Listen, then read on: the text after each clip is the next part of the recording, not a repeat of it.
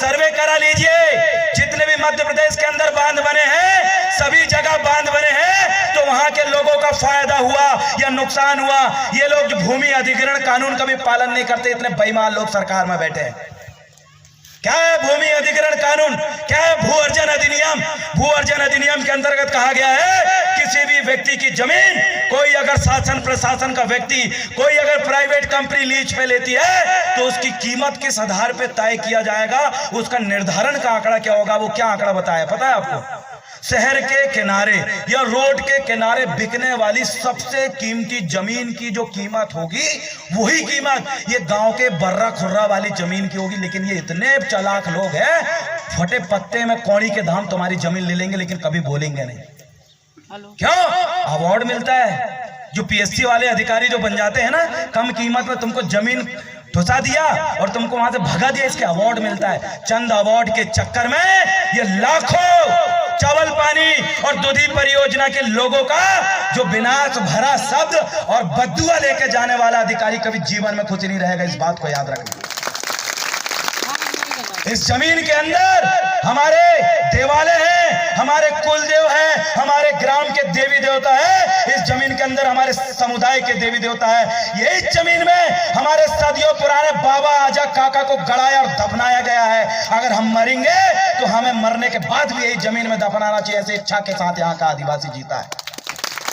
यहाँ का आदिवासी नहीं, हर समाज का व्यक्ति जीता है कि जिस जमीन में उनके बाप दादाओं को जगह मिली, जिस जमीन में अपनी अंतिम सांसें जिस धरती दाई की गोद में उसने काटा है, वही जमीन में मेरी भी अंतिम सांस कटे, ऐसी इच्छा के साथ हर एक मूल मालिक जीता है। लेकिन क्या हो रहा है? आपके उस परदादाओं की जमीन, पुश्तैनी जमीन को छीना जा रहा है। लेकिन याद रखना, इतना हल्के में नहीं लेंगे। सुन लो, high court, Indore high court, Madhya Pradesh high court ने सरकारी तंत्र की उस लापरवाही पर सख्त नाराजगी जताई। कौन सी? इसमें कहा है कि अगर कोई भी कलेक्टर बिना लोगों की मर्जी के अगर किसी की जमीन अधिग्रहण किया है तो उसमें फटकार सुनाई है इसमें हाई कोर्ट ने, और कहा है कि इसका जो मुआवजा है वो कलेक्टर से ही वसूला जाए, क्योंकि उसने गलत किया। गुंडागिर्दी करके आप किसी को बेदखल नहीं कर सकते। 6 तारीख 10वां महीना 2024 की न्यूज, आज की इस न्यूज है जबलपुर की।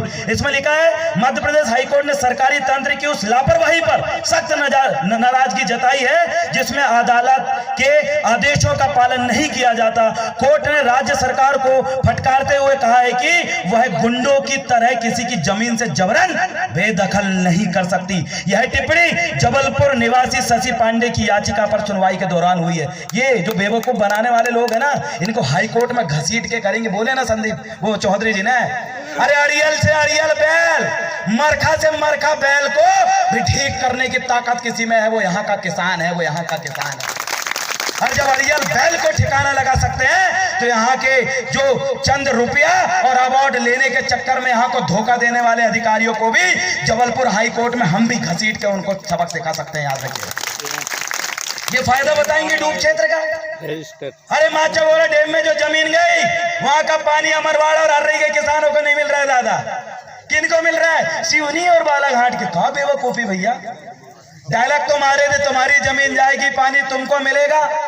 अरे बालाघाट पहुंचा दिया माचागोला डैम का पानी, लेकिन मुझे बताओ इधर तामिया जुन्नार दो या तुम्हारे हर्री अमरवाड़ा के किसानों को मिला क्या?